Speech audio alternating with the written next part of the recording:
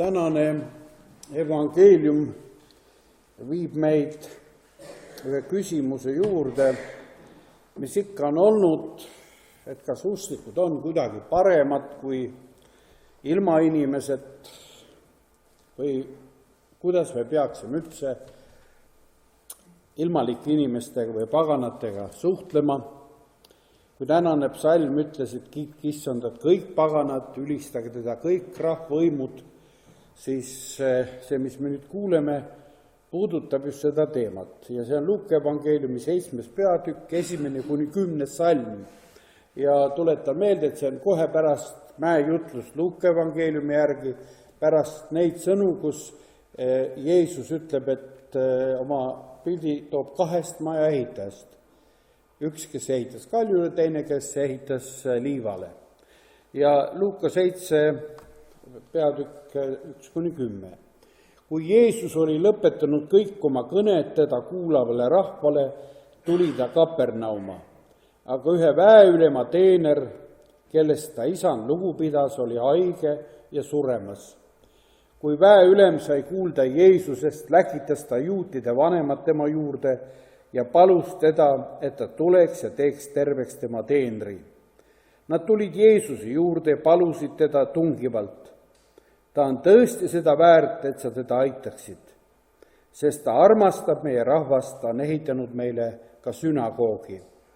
Ja Jeesus läks nendega kaasa. Aga kui ta ei olnud enam kaugel sellest majast, saatis väeülem oma sõbrad talle ütlema, Issand, ära tee enesele tüli, sest ma ei ole väärt, et sina mu katuse alla tuleksid. Seepärast ma ei ole ka ennast arvanud väärt ise sinu juurde tulema, vaid ütle üks ainus sõna ja poiss paraneb. Minagi olen ju valitsusalune, aga minu alluvuses on sõdureid ja kui ma ütlen ühele, mine ära, siis ta läheb ja teisele, tule siia, siis ta tuleb ja oma teenrile, tee seda, siis ta teeb. Seda kuuldes Jeesus imetles teda ja pöördudes rahvahulga poole, kes käis temaga kaasas, ütles, ma ütlen teile, nii suurt usku ei ole ma Iisraeliski leidnud ja kui saadikud koju tagasi jõudsid, leidsid nad teenri tervena. Aamen. Et see sündmus, millest me kuulsime, see toimub ühes, nagu ütelda, ühe piirkonna piirilinnas Kapernaumas, kus Jeesus ju ka suure osa oma elust toimetas ja kuulutas. Ja sellel linnal oli veel see tähtsus, et seal oli toll, nagu ikka nende sisepiiride peal vahest on. Seal oli ka garnison, mitte väga suur, aga siin on öeldud sadakonna või tsentuuria ülem. Ja loomulikult ohvitser oli Rooma kodanik, aga neid, kes seal nüüd olid sulastane ja sõduritena, seal oli süürlasi, germaanlasi, kaljalasi ja kõik võimalikke rahvaid võis seal olla. Nii et see, mis siin juhtub, puudutab juba etteulatuvalt väga kaugele. Kui me küsime vahest, et no mis on siis Jumala rahva või Jumala koguduse missiooni strateegia või vahest targalt räägitakse, aga tegelikult asjad on nendes üksikasjades peidus. Ja on korraga üks sõjaväepealik, kes on harjunud, et kõik on kontrolli all, see ongi tema elukutse hoida üksus kontrolli all ja siis tema kõige lähem, tema otsene teener, sulane, noormees haigestub ja on suremas. Ja võt, on asju meie elus, mis ei ole meie kontrolli all. Ja seda tuleb ikka ette. Ja nüüd tavaliselt me oleme siis nagu meeleheites ja ahastuses, et no laiutame käsi, kuidas see nüüd nii on, et me ei olegi meie kontrolli all, aga pange tähele, et just nendes olukordades on see Jumala abi ja need imelised sündmused kõige käeulatuses kõige rohkem. Ja siin oli veel midagi, mis selles evangeeliumis, mis tähelepanu äratab. Et see distants selle nii-öelda okupatsioonivägede ja siis kohaliku elanikkonna vahel oli nii suur, et see väeülem isegi kõigepealt saadab Jeesuse juurde mitte oma sulaseid, vaid kõigepealt ta saadab neid temale tuttavad juudi õpetlased ja sünagoogi teenrid sõna viima, et vaat minu teener on nii haige. Ja see kõneleb ka selle ära valitud rahva, kes oli väga käsuõpetuses ja käsuõpetuse detailides süvenenud ja ennast täiesti püüdnud nagu elimineerida ja sulgeda kõikvõimalikele välismõjudele, et ennast kaitsta sellest olukorrast, et nad olid kaitstud, nad olid pühad, aga sest distants oli ka nii suur, et seda andis ikka ületada. On veel üks detail, mis siit välja tuleb, et need juudid, need vanemad ütlevad, et seda meest tuleb aidata, sest tema on ehitanud meile sünagoogi. Kas nüüd tema ehitas või ehitati armee rahadega? Vaadake, see on niisugune asi, et Hiiumaale ehitati haigla, mäletate, igavene uhke, NATO rahadega. Selleks, et kohalikku elanikkonda lähemale tuua. Sa ei saa baseeruda, kui sul ei ole kontakti kohaliku elanikkonnaga. See moraalne ühtsus, see on nagu, paganad saavad sellest aru, aga usuinimesed hoiavad distantsi nii palju, kui annab. Ja seda distantsi siin nüüd ületataksegi. Ja öeldakse, et näed, ta saadab need vanemad, ütlevad jah, need ütlevad, seda meest tuleks aidata, et ta on meile nii palju head teinud, sünagoogi ehitanud. Siis läheb natuke aega mööda ja siis tuleb teine delegatsioon. Et see, mis selle tsentuurio või väepealiku südames toimub, on nagu väga mitmekihiline. Ta hakkab korraga mõtlema, et aga ise kui ta nüüd minu kotta tuleb, aga see ikkagi ei sobi, sest mina olen nii patune ja kõlbmatu, et ma ei ole seda väärt, et sa mu katuse alla tuleksid. Et ära tulegi, aga sa võid oma sõna kasutada. Vaata, kui mina ütlen sõna, et mine, siis sõdurid lähevad. Kui ma ütlen neile tule, siis nad tulevad. Et aga sina oled ju veel vägevam. Ütle ainult üks sõna ja see sünnib. See, mida te näete siin kirjutatuna, et ma ei ole väärt, et sa minu kotta tuleb, see on nüüd suurte klassikaliste kirikute, eriti Lääne kiriku liturgias, see koht, kus leiva murdmisel või armulaual juures alati öeldakse, et ma ei ole, kui leiba vastu võetakse, ma ei ole seda väärt, et sa minu kotta tuled. Et see on väga sügavalt sellisesse liturgilisse ellu suurtes kirikutes läinud see väike sõna, ma ei ole seda väärt.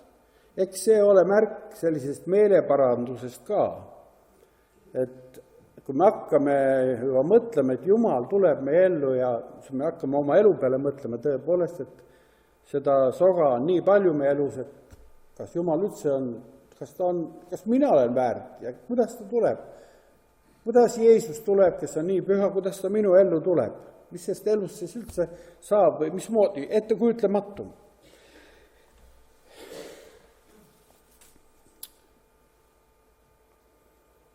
Issand, ära teene seal tüli, sest ma ei ole väärt, et sina mu katuse alla tuleksid.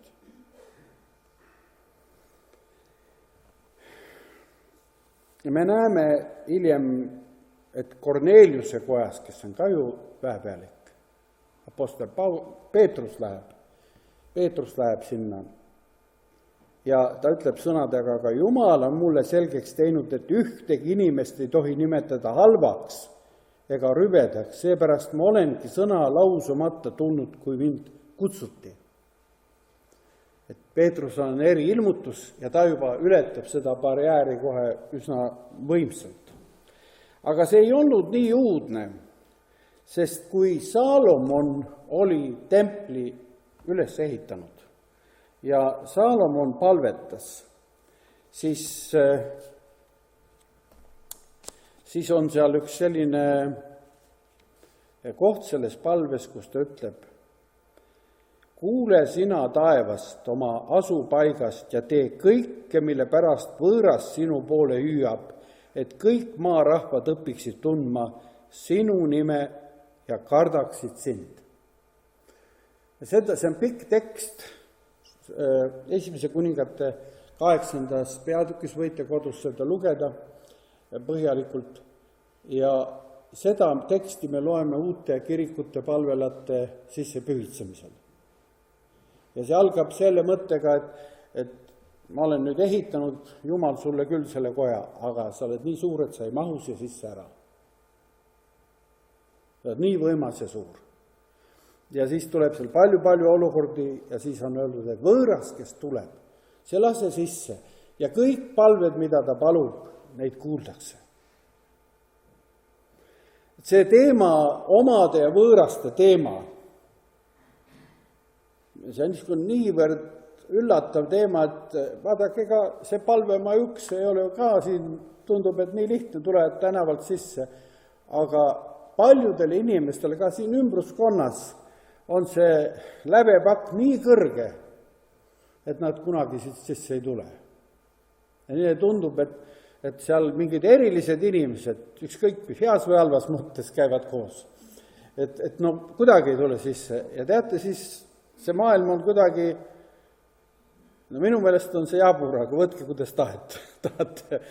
Et siis on, eks ole, meil on kaubandusööd, meil on muuseumööd,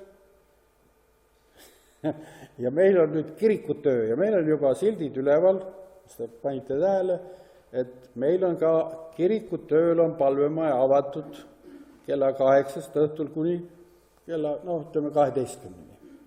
Ja vend Arvi Tael istub siin, keedab teed ja võtab, uksed on lahti ja ta lubas, et laseb muusikat ja on valmis kõigiga vestlema, kes tunnevad huvi, mis siin kojas tehakse.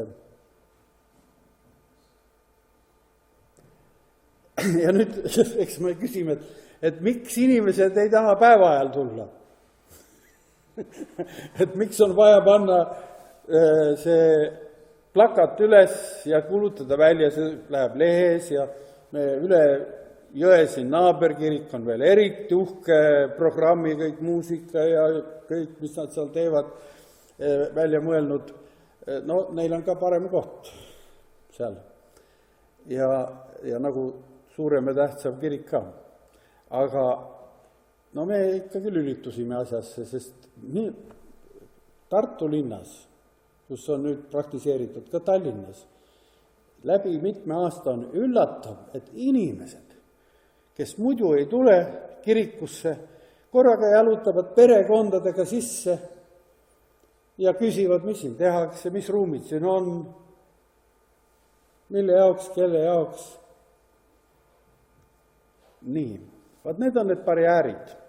Siin evangeeliumis me nägime, kuidas olid pühade inimeste, juutide poolt tehtud barjäärid, olid need barjäärid, mis selle väepealiku enda südames olid, aga selle väepealikul oli usk.